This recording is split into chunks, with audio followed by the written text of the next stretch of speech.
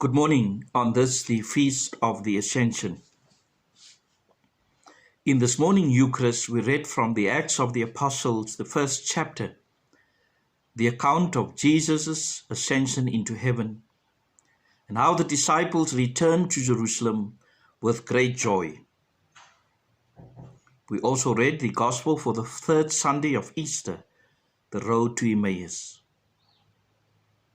In both these readings, Christ's disappearance from the disciples' sight, and the witnesses returned to Jerusalem.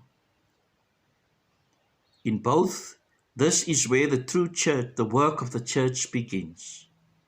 Christ's presence is no longer confined to Jesus' body, but is now embodied by the entire community sent to be his presence in the world.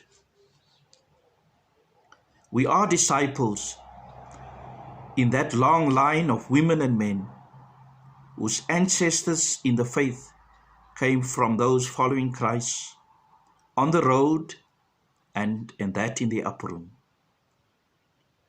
In some way, at every Eucharist, we too are witnesses both of the absence of Christ, but it's also in the Eucharist that Christ reveals his ultimate and complete presence.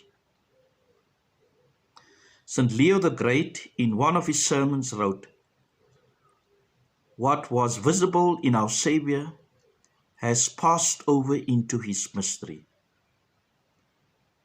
What he says is that into the sacraments,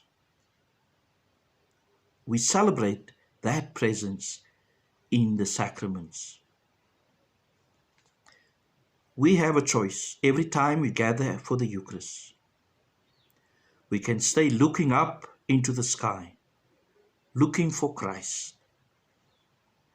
Or, as we have been nourished by his word and sacrament, we can go out as we are sent by Jesus in his words of the gospel to be Christ's presence amongst those in the world.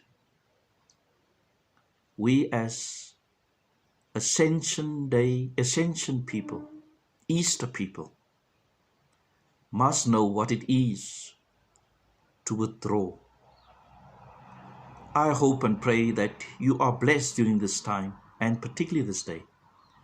And I encourage you, as I said last night, to choose 5 people to pray for them each day. Also, you can go to my YouTube channel, Clive Caesar.